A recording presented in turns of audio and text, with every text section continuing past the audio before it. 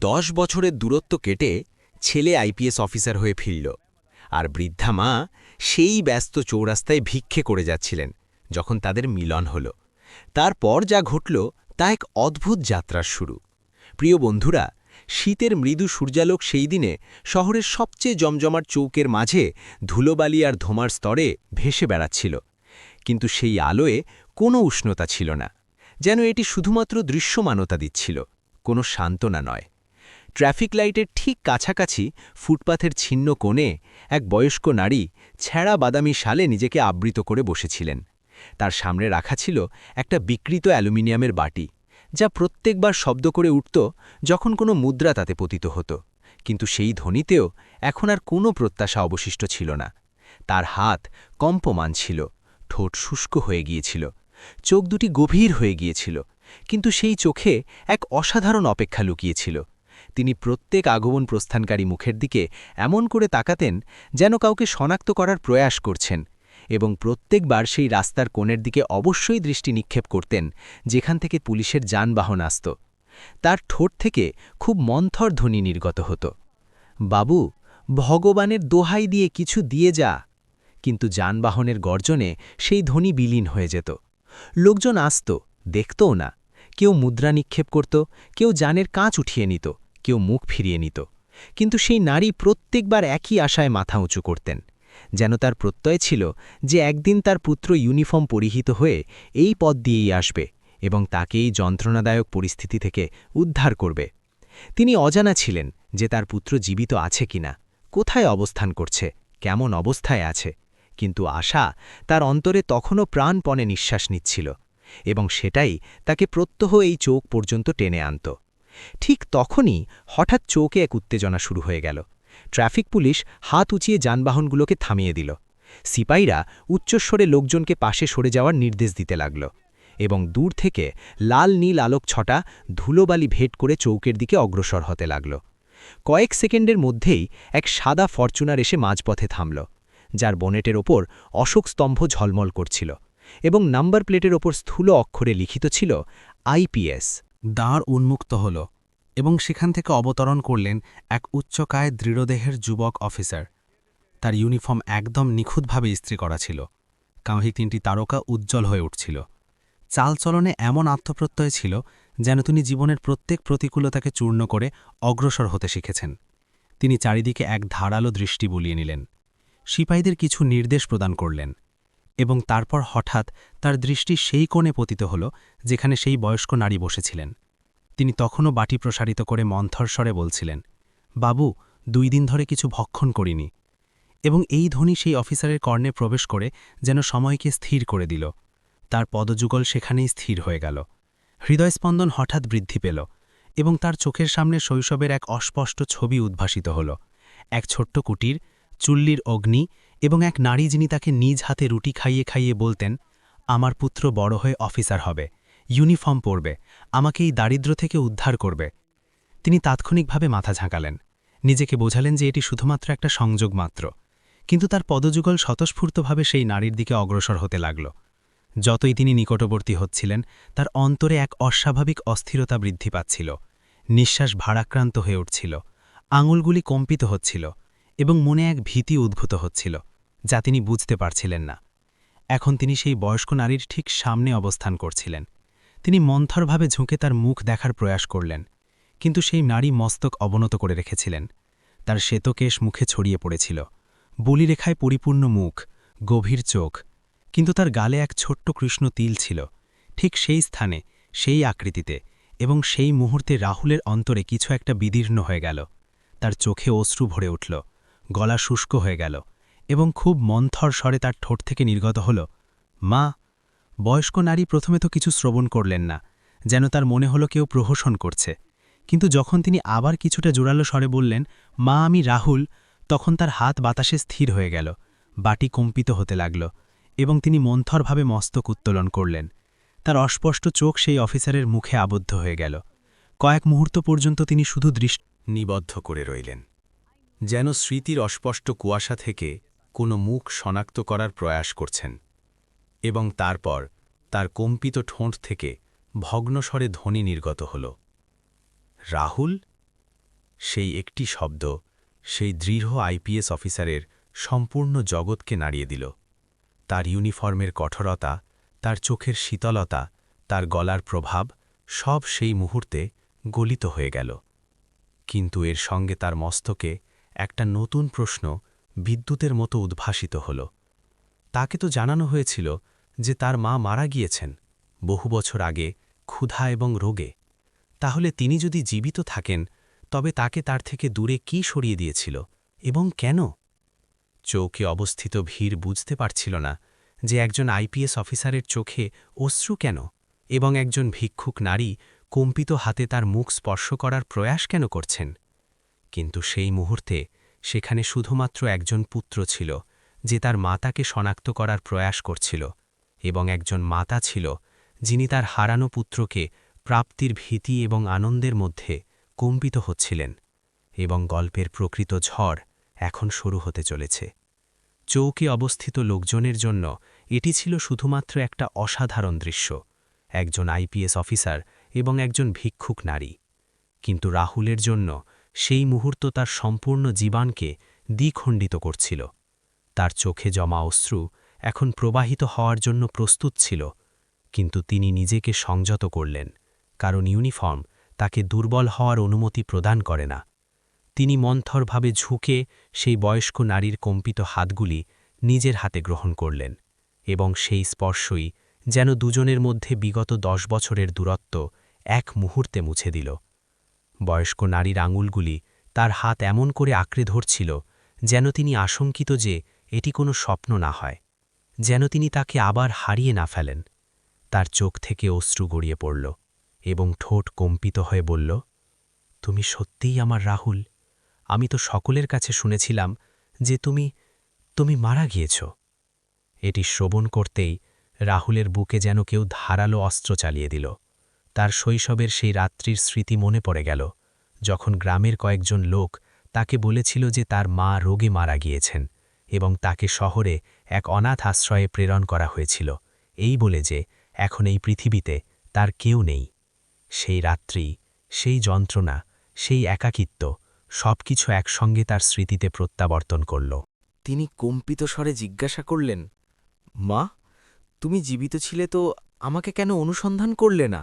আমাকে কেন ত্যাগ করলে? এটি কোনো প্রশ্ন ছিল না, এটি 10 বছরের জমা যন্ত্রণা ছিল যা তার অন্তর থেকে উদ্গারিত হচ্ছিল। বয়স্ক নারী তার মুখ নিজের 2 হাতে গ্রহণ করলেন, তার চোখের দিকে দৃষ্টি নিবদ্ধ করলেন এবং মস্তক নড়াতে নড়াতে ক্রন্দন করে উঠলেন, আমি তোমাকে ত্যাগ করিনি বাবু, আমাকে তোমার থেকে ছিনিয়ে নেওয়া হয়েছিল। রাহুলের কর্ণে এই শব্দগুলি হাতুড়ির মতো আঘাত করল। ছিনিয়ে নেওয়া হয়েছিল। তার অন্তরের অফিসার এবার সজাগ হয়ে উঠেছিল। তার চোখে অশ্রুর সঙ্গে সঙ্গে ক্রোধের অগ্নিও প্রজ্জ্বলিত হতে লাগল। তিনি মাতাকে সাহায্য করে উঠিয়ে দাঁড় করালেন, নিজের রক্ষককে ইঙ্গিত করলেন এবং বললেন, যানবাহন নিয়ে এসো। কিন্তু বয়স্ক নারী আতঙ্কিত হয়ে উঠলেন, না বাবু, আমাকে পুলিশের সঙ্গে নিয়ে যাস না, লোকজন প্রহার করবে। এটি শ্রবণ করে রাহুলের মন আরও বিদীর্ণ হয়ে গেল।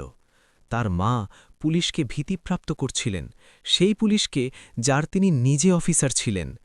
রাহুল খুব মন্থরভাবে বললেন, ভীতিপ্রাপ্ত করো না মা, এখন তোমার পুত্র আইপিএস, কেউ তোমাকে স্পর্শ করবে না। এটি শ্রবণ করতেই বয়স্ক নারী তাকে এমন করে দেখলেন যেন তার বিশ্বাসই হচ্ছিল না যে তার সেই রোগাকৃষিত ক্ষুধার্ত শিশু আজ এত বড় ইউনিফর্মে তার সামনে অবস্থান করছে। কিন্তু তার মুখে আনন্দের চেয়ে অধিক ভীতি ছিল, যেন তিনি জানেন যে এই সত্যের পিছনে কোনো বৃহৎ অন্ধকার লুকিয়ে আছে। তিনি কম্পিত স্বরে বললেন, বাবু, তুমি এখান থেকে প্রস্থান করো। যারা আমাদের পৃথক করেছিল না, তারা খুব প্রবল। তারা যদি জানতে পারে যে তুমি জীবিত আছো এবং আইপিএস হয়ে গিয়েছ, তবে তারা তোমাকেও হত্যা করবে। এটি শ্রবণ করে রাহুলের চোখে এক শীতল উজ্জ্বলতা এলো। এখন এটি শুধুমাত্র একজন পুত্রের কাহিনী রইল না, এটি একজন আইপিএস অফিসারের সংগ্রাম হতে চলেছে। তিনি মাতাকে যানবাহনে আসীন করালেন। সম্পূর্ণ ভিড় বিস্মিত হয়ে দেখছিল, একজন ভিক্ষুক নারীকে একজন আইপিএস অফিসার নিজের সরকারি যানবাহনে আসীন করাচ্ছেন। সিপাহীরাও বুঝতে পারছিল না যে কি ঘটছে। কারোর সাহস ছিল না কিছু জিজ্ঞাসা করার। যানবাহন চলতে শুরু করল এবং চৌক পিছনে অবশিষ্ট রইল। কিন্তু সেই চৌকে পড়ে রইল রাহুলের শৈশব, তার কষ্ট, তার অসম্পূর্ণ স্মৃতি। যানবাহনের অভ্যন্তরে কয়েক মুহূর্ত নীরবতা অবশিষ্ট রইল। তারপর রাহুল মন্থর স্বরে জিজ্ঞাসা করলেন, মা, সত্য সত্যি বলো, আমাকে তোমার থেকে কে ছিনিয়ে নিয়েছিল? বয়স্ক নারীর চোখে ভীতি প্রত্যাবর্তন করল। তিনি জানালার বাইরে দৃষ্টি নিক্ষেপ করলেন, যেন তিনি নিশ্চিত হচ্ছেন যে কেউ শ্রবণ করছে না তো, এবং তারপর খুব মন্থার শব্দে বললেন, তোমার চাচা এবং গ্রামের প্রধান। রাহুলের রক্ত উত্তপ্ত হয়ে উঠল। তার স্মৃতিতে পড়ল যে তার পিতার মৃত্যুর পর সেই লোকেরাই বাসভবনে আগমন প্রস্থান করত। তারাই তাকে অনাথ আশ্রয়ে প্রেরণের কথা বলছিল। তারাই মাতাকে বোঝাচ্ছিল যে শহরে গিয়ে চিকিৎসা করাও। এবং তারপর একদিন তিনি সব কিছু হারিয়ে ফেললেন। মা আগে জানালেন যে কিভাবে জমির লোভে তার চাচা তাকে গ্রাম থেকে নির্বাসিত করেছিল, কিভাবে তাকে উন্মাদ ঘোষণা করা হয়েছিল, কিভাবে তাকে শহরে নিয়ে এসে ত্যাগ করা হয়েছিল, এবং কিভাবে বছরের পর বছর তিনি তাকে অনুসন্ধান করেছেন, মন্দিরে, আশ্রয়ে, রেল স্টেশনে, কিন্তু তিনি কখনো তার রাহুলকে অনুসন্ধান করে পাননি। এসব শ্রবণ করতে করতে রাহুলের মুষ্টি দৃঢ় হয়ে গেল। তার চোখে এখন আর অশ্রু ছিল না, শুধুমাত্র অগ্নি ছিল। তিনি মনে মনে প্রতিজ্ঞা করলেন যে তার মাতাকে এই অবস্থায় পৌঁছে দিয়েছে, তাকে তিনি আইনের সামনে মস্তক অবনত করিয়েই ছাড়বেন। কিন্তু তখনই মা তার হাত গ্রহণ করলেন। বাবু, প্রতিশোধ গ্রহণ করো না। আমি তোমাকে প্রাপ্ত হয়েছি, এখন আমার আর কিচ্ছু প্রয়োজন নেই। এটি শ্রবণ করে রাহুলের মন আবার বিদীর্ণ হয়ে গেল। একদিকে তার কর্তব্য ছিল, আইন ছিল, বিচার ছিল, এবং অন্যদিকে তার মা ছিলেন, যিনি শুধুমাত্র তাকে প্রাপ্ত হয়েই সন্তুষ্ট ছিলেন এবং কোনো সংগ্রামে তাকে হারাতে চাইছিলেন না। যানবাহন শহরের পথে ছুটছিল, কিন্তু রাহুলের মস্তকে অতীত এবং বর্তমানের সংঘর্ষ চলছিল। তিনি বুঝতে পেরেছিলেন যে এই কাহিনী শুধুমাত্র মাতাপুত্রের পুনর্মিলনের নয়, এটি এক ষড়যন্ত্রের কাহিনী, এক প্রতারণার কাহিনী, এবং এখন এটি এক আইপিএস অফিসারের সংগ্রাম হতে চলেছে। যানবাহন অবশেষে সরকারি বাসভবনের দ্বারের সামনে থামল। রক্ষক স্যালুট প্রদান করল। কিন্তু আজ রাহুল স্যালুটের প্রত্যুত্তর প্রদান করলেন না। তিনি মায়ের হাত গ্রহণ করলেন, তাকে সাহায্য করে অভ্যন্তরে নিয়ে গেলেন, এবং সেই মুহূর্তে তিনি সিদ্ধান্ত গ্রহণ করে নিলেন যে তিনি আগে তার মাতাকে সেই জীবন প্রদান করবেন যার তিনি যোগ্য, এবং তারপর সেই লোকজনকে অনুসন্ধান করে বের করবেন যারা তার জীবন বিনষ্ট করেছে।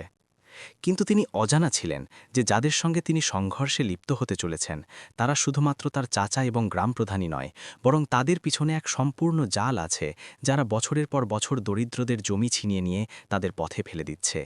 এবং এখন সেই জালের দৃষ্টি তার উপরও পতিত হতে চলেছে, এবং কাহিনী এখন প্রকৃত মোড় নিতে চলেছে, কারণ পরবর্তী পদক্ষেপ রাহুলকে শুধুমাত্র সত্যের কাছে নিয়ে যাবে না, বরং বিপদের আরও নিকটে নিয়ে যাবে। সরকারি বাসভবনের অভ্যন্তরে পদার্পণ করতেই বয়স্ক মা যেন বিহ্বল হয়ে গেলেন। এত বিশাল বাসভবন, ঝলমলে মেঝে, দেওয়ালে সংযুক্ত ছবি, রক্ষকদের স্যালুট, এসব তার কাছে কোনো স্বপ্নের মতো ছিল। তিনি বারবার নিজের অপরিষ্কার পা পিছনে টেনে নিচ্ছিলেন, যেন আশঙ্কিত যে এই শ্বেত মেঝে অপরিষ্কার না করে দেন। রাহুল তাৎক্ষণিকভাবে এক সেবিকাকে আহ্বান করলেন এবং বললেন, আগে মায়ের জন্য উষ্ণ জল নিয়ে এসো এবং পরিষ্কার বস্ত্র। তার গলায় সেই আইপিএসের প্রভাব ছিল, কিন্তু চোখে শুধুমাত্র পুত্রের স্নেহ। মা আসনে আসীন হয়েছিলেন, কিন্তু আসনে নয়, নিজের অতীতের ওপর আসীন হয়েছিলেন। তার মুখে লজ্জা, ভীতি এবং আনন্দ একসঙ্গে দৃশ্যমান ছিল। তিনি মন্থর স্বরে জিজ্ঞাসা করলেন, বাবু, এসব কি তোমার? রাহুল হালকা হাসির সঙ্গে বললেন, না মা, এসব সরকারের, আমার তো শুধুমাত্র তুমি। কয়েকক্ষণ পর মা যখন স্নান করে পরিষ্কার শাড়ি পরিধান করে এলেন, তখন রাহুল তাকে শনাক্ত করতেই পারলেন না। সেই মুখ, সেই তিল, সেই চোখ, শুধুমাত্র এখন সেগুলিতে ময়লার পরিবর্তে এক মৃদু উজ্জ্বলতা ছিল। তিনি তার সামনে আসীন হয়ে পড়লেন এবং তার কেশে হাত বুলিয়ে দিতে লাগলেন, ঠিক যেমন শৈশবে বোলাতেন। রাহুল চোখ নিমিলিত করলেন। 10 বছরের যন্ত্রণা সেই এক স্পর্শে গলিত হতে শুরু করল। কিন্তু সেই মুহূর্তে তার অন্তরে আর একটা অনুভূতি সজাগ হয়ে উঠল, ক্রোধ। তিনি চোখ উন্মুক্ত করলেন এবং সরাসরি জিজ্ঞাসা করলেন, মা, চাচা এমন কেন করলেন? মা দীর্ঘ নিঃশ্বাস ত্যাগ করলেন, যেন তিনি সেই যন্ত্রণাকে আর প্রত্যাবর্তন করাতে চাইছিলেন না, কিন্তু সত্য গোপন করতেও পারছিলেন না। তিনি জানালেন যে কিভাবে পিতার মৃত্যুর পর চাচা জমি নিজের নামে করার জন্য তাকে উন্মাদ ঘোষণা করে দিয়েছিলেন, কিভাবে গ্রামপ্রধান অর্থগ্রহণ করে নথি তৈরি করেছিলেন, কিভাবে গ্রামবাসীদের ভীতি প্রদর্শন করা হয়েছিল, এবং কিভাবে এক রাত্রে তাকে এবং ছোট রাহুলকে পৃথক করে দেওয়া হয়েছিল। রাহুলকে শহরে প্রেরণ করা হয়েছিল এবং তাকে মন্দিরের বাইরে ত্যাগ করা হয়েছিল। এটি শোভন করতেই রাহুলের অন্তরের অফিসার সম্পূর্ণরূপে সজাগ হয়ে উঠল। তার চোখে এখন অশ্রু ছিল না, শুধুমাত্র আইনের শীতল উজ্জ্বলতা ছিল। তিনি তাৎক্ষণিকভাবে নিজের ফোন থেকে তার বিশ্বস্ত সহকারী অফিসারকে আহ্বান করলেন। গ্রাম নাগপুরার সম্পূর্ণ নথি বের করো, জমির নথি, গ্রাম প্রধান এবং মোহনলাল যাদবের নামে যা যা আছে সব। মা তার হাত গ্রহণ করলেন। বাবু, আমি বললাম না আমার কিছু প্রয়োজন নেই, তুমি শুধুমাত্র আমার নিকট অবস্থান করো। কিন্তু এখন আর কথা শুধুমাত্র মায়ের ছিল না। এটি সেই হাজার হাজার মানুষের কাহিনী হয়ে উঠেছে যাদের জমি ছিনিয়ে নিয়ে তাদের পথে আসীন করিয়ে দেওয়া হয়েছিল। সেই রাত্রে রাহুল নিজের অধ্যয়ন কক্ষে আসীন ছিলেন। সামনে টেবিলে গ্রামের নথি, জমির মানচিত্র, পুরাতন নথি ছড়িয়ে ছিটিয়েছিল। প্রত্যেক নথি তার শৈশবের এক একটা ক্ষত উন্মুক্ত করছিল। তখনই সহকারী অফিসারের ফোন এলো। স্যার, মামলা খুব বিশাল, শুধুমাত্র আপনার চাচা এবং গ্রামপ্রধান নয়, এদের পিছনে বিধায়ক প্রতাপ সিংয়ের নাম উদ্ভূত হচ্ছে। সম্পূর্ণ এলাকায় দরিদ্রদের জমি এইভাবেই গ্রাস করা হয়েছে। রাহুলের মুষ্টি দৃঢ় হয়ে গেল। এখন আর এটি ব্যক্তিগত বিষয় অবশিষ্ট রইল না, এটি একটা সম্পূর্ণ ব্যবস্থার সংগ্রাম হতে চলেছে। সিন্ডিকেট ছিল, এবং সেই মুহূর্তেই তিনি সিদ্ধান্ত গ্রহণ করে নিলেন তিনি এই মামলা নিজের হাতে গ্রহণ করবেন। কিন্তু তিনি অজানা ছিলেন যে অন্য পক্ষেও সংবাদ পৌঁছে গিয়েছিল। সেই গ্রামেই সেই চাচার বাসভবনে এক ব্যক্তি ফোনে মন্থস্বরে বলছিল, সেই শিশুটি জীবিত আছে এবং আইপিএস হয়ে গিয়েছে এবং শহরেই নিয়োজিত আছে। কক্ষে আসীন মোহনলাল যাদবের মুখ বিবর্ণ হয়ে গেল। তিনি তাৎক্ষণিকভাবে গ্রাম প্রধানের দিকে দৃষ্টি নিক্ষেপ করলেন। যদি তিনি এখান পর্যন্ত পৌঁছে যান না, তবে সব কিছু সমাপ্ত হয়ে যাবে। গ্রামপ্রধান মন্থস্বরে বললেন, তাহলে পৌঁছতে দিও না। এবং সেই মুহূর্তে রাহুলের বিরুদ্ধে এক নতুন ষড়যন্ত্র গঠিত হতে লাগল। ওদিকে বাসভবনে সন্ধ্যা হয়ে গিয়েছিল, কিন্তু রাহুলের চোখে নিদ্রা ছিল না। তিনি বারান্দায় অবস্থান করে শহরের আলোক দেখছিলেন। তার মায়ের কম্পিত মুখ স্মৃতিতে উদ্ভূত হচ্ছিল, চৌকের সেই বাটি স্মৃতিতে উদ্ভূত হচ্ছিল, এবং সঙ্গে সহকারী অফিসারের উচ্চারিত বিধায়কের নাম তার কর্ণে গুঞ্জরিত হচ্ছিল। তিনি জানতেন যে এখন এই সংগ্রাম সহজ হবে না। এটি শুধুমাত্র আইনে সংগ্রাম ছিল না, এটি ব্যবস্থার বিরুদ্ধে সংগ্রাম ছিল। কিন্তু তিনি মনে মনে প্রতিজ্ঞা করলেন, যেদিন তিনি ইউনিফর্ম পরিহিত হয়েছিলেন সেদিনই তিনি ঠিক করে নিয়েছিলেন যে তিনি ভীত হয়ে পশ্চাৎপসরণ করবেন না। এবং সেই রাত্রে তিনি তার ডায়েরিতে শুধুমাত্র একটি লাইন লিখলেন, মায়ের চোখের অশ্রুর হিসাব নেওয়া হবে। তিনি অজানা ছিলেন যে এই লাইনটি আগামী দিনগুলিতে তার জীবনের সবচেয়ে বিশাল যুদ্ধে পরিণত হতে চলেছে, এবং এই যুদ্ধে তাকে শুধুমাত্র অপরাধীদের সঙ্গেই নয়, বরং নিজের ব্যবস্থার সঙ্গেও সংঘর্ষ করতে হবে। ৩ দিন পর রাহুলের ফরচুনার সেই পথে ছুটছিল যা তাকে তার শৈশবের গ্রাম নাগপুরার দিকে নিয়ে যাচ্ছিল। জানালার বাইরে ক্ষেত্র ছিল, সেই কাঁচামাটির পথ, সেই জলাশয়, সেই অশ্বত্থ বৃক্ষ, সবকিছু পূর্বের মতোই ছিল। কিন্তু রাহুলের অন্তরের সেই শিশুটি এখন আইপিএস অফিসার হয়ে গিয়েছিল। যতই যানবাহন গ্রামের নিকটবর্তী হচ্ছিল, তার নিঃশ্বাস ভারাক্রান্ত হতে লাগল। তার স্মৃতিতে উদ্ভূত হচ্ছিল সেই দিনটির কথা যখন তাকে এই পথ দিয়েই ক্রন্দন করতে করতে শহরে নিয়ে যাওয়া হয়েছিল, এটি না জেনে যে তিনি তার মায়ের সঙ্গে শেষবার সাক্ষাৎ করছেন। যানবাহন গ্রামের চৌকে থামলে সম্পূর্ণ গ্রামের সংবাদ বিস্তারিত হয়ে গেল, কোনো বড় অফিসার এসেছেন। লোকজন বাসভবন থেকে বহির্গত হতে লাগল, শিশুরা দৌড়ে এলো, বয়স্করা দূরে অবস্থান করে দেখতে লাগল। কিন্তু রাহুল যানবাহন থেকে অবতরণ করতেই এবং তার দৃষ্টি চারিদিকে ঘুরতেই তিনি অনুভব করলেন যে এটি সেই গ্রাম যেখান থেকে তার জগৎ উজাড় হয়েছিল। সবচেয়ে আগে তিনি সরাসরি পঞ্চায়েত ভবনের দিকে গেলেন। তার পিছনে সিপাহীরা নথি নিয়ে অনুসরণ করছিল। গ্রামপ্রধান আগে থেকেই সেখানে অবস্থান করছিলেন, মুখে এক কৃত্রিম হাসি নিয়ে। তিনি হাত যুক্ত করে বললেন, আসুন স্যার, আমাদের গ্রামে আপনাকে স্বাগতম। রাহুল তার দিকে দৃষ্টি নিক্ষেপ করলেন না, সরাসরি অভ্যন্তরে গিয়ে আসনে আসীন হয়ে পড়লেন এবং বললেন, জমির সম্পূর্ণ নথি নিয়ে এসো। তার গলায় এমন এক শীতল প্রভাব ছিল যে কক্ষের অভ্যন্তরে অবস্থিত লোকজনের বুক কম্পিত হয়ে উঠল। নথি সামনে এলো এবং যতই রাহুল নথি উল্টাতে লাগলেন, তার চোখে ক্রোধের উজ্জ্বলতা বৃদ্ধি পাচ্ছিল। প্রত্যেক নথি এক একটা কাহিনী বর্ণনা করছিল। দরিদ্রদের জমি বলপূর্বক গ্রাস করা হয়েছে, বয়স্কদের থেকে আঙুলের ছাপ গ্রহণ করা হয়েছে এবং সবকিছু আইনের নামে সম্পাদিত হয়েছে। তখনই দ্বারে এক ধ্বনি শ্রুত হল, আরে স্যার, এত তুচ্ছ বিষয়ের জন্য আপনি নিজে এসে পড়লেন? রাহুল মস্তক উত্তোলন করলেন। তার সামনে তার চাচা মোহনলাল যাদব অবস্থান করছিলেন। সেই মুখ, সেই অহংকার, সেই চোখের লোভ। এক মুহূর্তের জন্য রাহুলের বুক তীব্রভাবে ধরপড় করে উঠল। শৈশবের সম্পূর্ণ স্মৃতি তার সামনে উদ্ভূত হল, কিন্তু পরবর্তী মুহূর্তে তার মুখে আইপিএসের কঠোরতা প্রত্যাবর্তন করল। তিনি মন্থরভাবে বললেন, মোহনলাল যাদব, আপনার বিরুদ্ধে জমি দখল, জালিয়াতি এবং ষড়যন্ত্রের মামলা দায়ের করা হচ্ছে। কক্ষে নীরবতা ছড়িয়ে পড়ল। গ্রাম প্রধানের হাত থেকে নথি পতিত হয়ে গেল। মোহনলাল প্রথমে হাসলেন। স্যার, আপনি সম্ভবত ভুলে যাচ্ছেন যে এই মামলা 10 বছর পুরাতন এবং উচ্চতর স্তর পর্যন্ত আমাদের প্রভাব আছে। এটি শ্রবণ করে রাহুল আসন থেকে উঠলেন। তার চোখে শীতল অগ্নি ছিল। আইনের প্রভাবও উচ্চতর স্তর পর্যন্ত আছে। কিন্তু সেই মুহূর্তে বাইরে থেকে উত্তেজনার ধ্বনি শ্রুত হল। গ্রামের কয়েকজন লোক জমা হয়ে উচ্চস্বরে বলতে লাগল, গ্রাম প্রধান জিন্দাবাদ, মোহনলাল যাদব জিন্দাবাদ। রাহুল বুঝে গেলেন এসব আগে থেকেই পরিকল্পিত ছিল। তাকে ভীতি প্রদর্শনের প্রয়াস করা হচ্ছিল। তখনই তার সহকারী অফিসার মন্থরভাবে এসে বললেন, স্যার, বিধায়ক প্রতাপ সিং পথে আছেন, তিনি ফোন করেছেন। রাহুলের ঠোঁটে হালকা হাসি উদ্ভূত হল। তিনি জানতেন যে এখন প্রকৃত খেলা শুরু হতে চলেছে। কয়েকক্ষণ পরেই কৃষ্ণ স্করপিও গ্রামে প্রবেশ করল। সেখান থেকে অবতরণ করলেন শ্বেত কুর্তা পাজামা পরিহিত এক ব্যক্তি, বিধায়ক প্রতাপ সিং। তার সঙ্গে ডজনখানেক লোক ছিল। তিনি অভ্যন্তরে প্রবেশ করলেন, আসন টেনে আসীন হয়ে পড়লেন এবং বললেন, রাহুলজি, আপনি নতুন নতুন এসেছেন, ব্যবস্থা বুঝুন। পুরাতন মামলা নিয়ে অনুসন্ধান করে কিছু হয় না। তার গলায় ঘুমকি গোপন ছিল। রাহুল তার চোখের দিকে চোখ রেখে বললেন, ব্যবস্থা পরিষ্কার করার জন্যই এসেছি। কক্ষের অভ্যন্তরে অবস্থিত প্রত্যেক ব্যক্তি বুঝে গেল যে এখন সংঘাত অনিবার্য। বিধায়ক হাসতে হাসতে বললেন, আপনার মা কেমন আছেন? এটি শোভন করতেই রাহুলের রক্ত উত্তপ্ত হয়ে উঠল।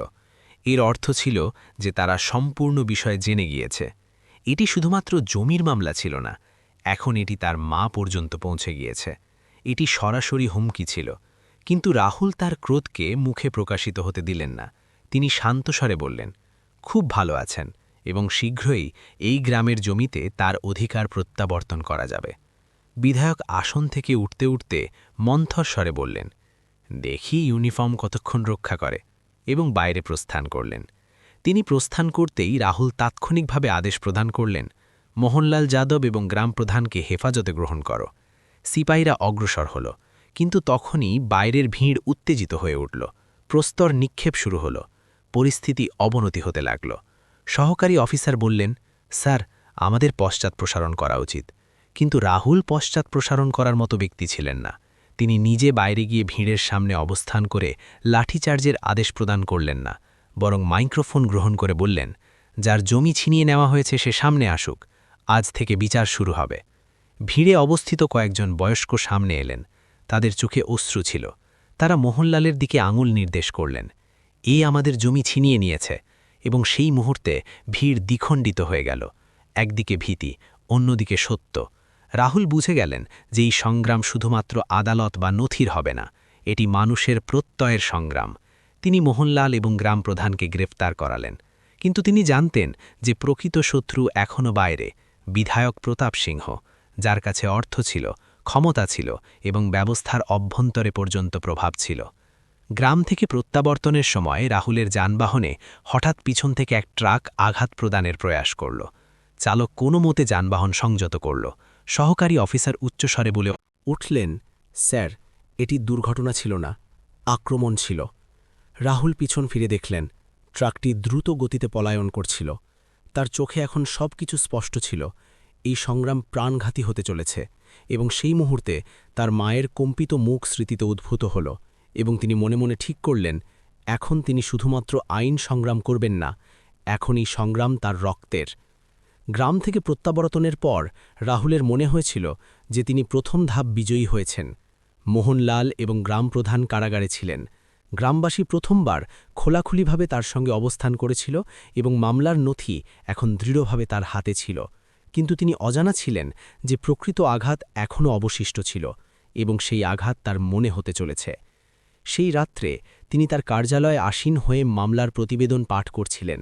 তখনই তার ফোনে বাসভবনের রক্ষকের আতঙ্কিত আহ্বান এল, স্যার, ম্যাডাম, অর্থাৎ আপনার মা। ও ধ্বনি কম্পিত ছিল। রাহুলের বুক ধক করে উঠল। কি ঘটেছে? ওপাশ থেকে শব্দগুলি ভগ্ন হয়ে এলো, স্যার, কয়েকজন ব্যক্তি এসেছিল, তারা ম্যাডামকে ধাক্কা প্রদান করল এবং পলায়ন করল। রাহুল কিছু না শুনেই আসন থেকে উঠলেন এবং সরাসরি বাসভবনের দিকে দৌড়ালেন। তার ফরচুনার সাইরেন গুঞ্জরিত করে শহরের পথ ভেদ করে চলে যাচ্ছিল। তার মস্তকে শুধুমাত্র একটাই চিন্তা ছিল, মা। বাসভবনের দ্বারে পৌঁছাতেই তিনি দেখলেন রক্ষকরা অবস্থান করছে। সেবিকা ক্রন্দন করছিল এবং অভ্যন্তরে কক্ষে তার মা শয্যায় শয়ন করেছিলেন। তার ললাটে আঘাত ছিল, হাত কম্পিত ছিল এবং চোখে সেই পুরাতন ভীতি প্রত্যাবর্তিত হয়েছিল, সেই ভীতি যা তিনি চৌকে দেখেছিলেন। রাহুলের মন বিদীর্ণ হয়ে গেল। তিনি তার নিকট আসীন হয়ে হাত গ্রহণ করলেন। মা, কে এটি করল? মা খুব কষ্টে চোখ উন্মুক্ত করলেন এবং মন্থর স্বরে বললেন, বাবু, আমি তোমাকে নিষেধ করেছিলাম না, ওদের সঙ্গে সংঘর্ষ করো না। এটি শ্রবণ করতেই রাহুলের অন্তরে কিছু পরিবর্তিত হয়ে গেল। এখন এটি শুধুমাত্র আইনের সংগ্রাম ছিল না, এটি তার মায়ের নিরাপত্তার সংগ্রাম ছিল। তিনি তাৎক্ষণিকভাবে সম্পূর্ণ শহরে নাকা চেকিংয়ের আদেশ প্রদান করলেন, সিসিটিভি ফুটেজ বের করালেন এবং নিজের বিশেষ দলকে সক্রিয় করে দিলেন। কয়েক ঘণ্টার মধ্যেই তিনি জানতে পারলেন যে আক্রমণকারীরা সেই ব্যক্তিরাই ছিল যারা বিধায়কের ঘনিষ্ঠ, কিন্তু কোনো সরাসরি প্রমাণ ছিল না। ব্যবস্থার খেলা শুরু হয়ে গিয়েছিল। উচ্চতর স্তর থেকে ফোন আসতে লাগল যে এটি ব্যক্তিগত করে তুলবেন না, আপনি নতুন, সংযত হয়ে চলুন। কিন্তু এখন রাহুল থামার মতো ছিলেন না। তিনি তার মায়ের কক্ষে একটি পুলিশ পোস্ট স্থাপন করিয়ে দিলেন।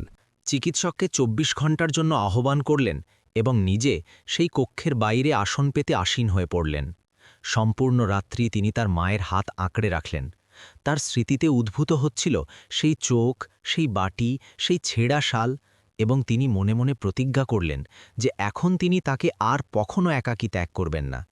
কিন্তু সেই রাত্রে তার মা তার হাত চেপে ধরলেন এবং মন্থর স্বরে বললেন, বাবু, যদি তোমার কিছু ঘটে যায় না, তবে আমি জীবিত অবস্থায় মৃত হয়ে যাব। এটি শ্রবণ করে প্রথমবার রাহুলের চোখে অশ্রু নির্গত হল। একদিকে তার কর্তব্য ছিল আইপিএসের ইউনিফর্ম এবং অন্যদিকে তার মা ছিলেন যিনি তাকে হারানোর ভীতিতে কম্পিত হচ্ছিলেন।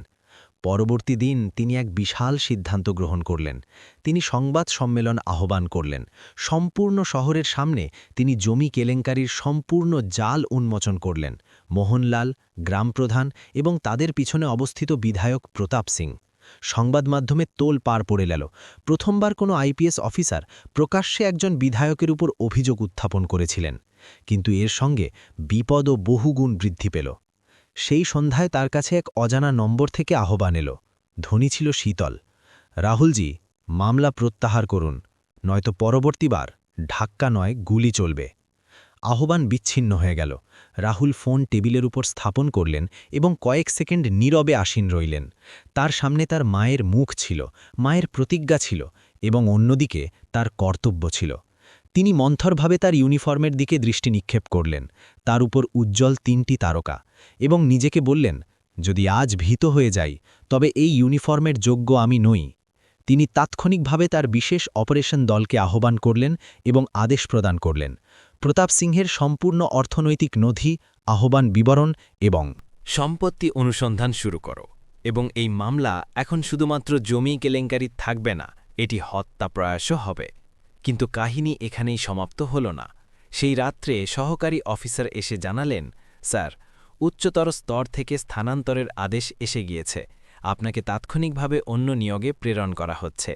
এটি স্পষ্ট ছিল, এটি ব্যবস্থার প্রত্যুত্তর ছিল। তাকে সরিয়ে দেওয়ার প্রয়াস করা হচ্ছিল। রাহুল কয়েকক্ষণের জন্য নীরব রইলেন। যদি তিনি প্রস্থান করেন তবে মামলা দুর্বল হয়ে যাবে, এবং যদি না যান তবে সাসপেনশনের ভীতি ছিল।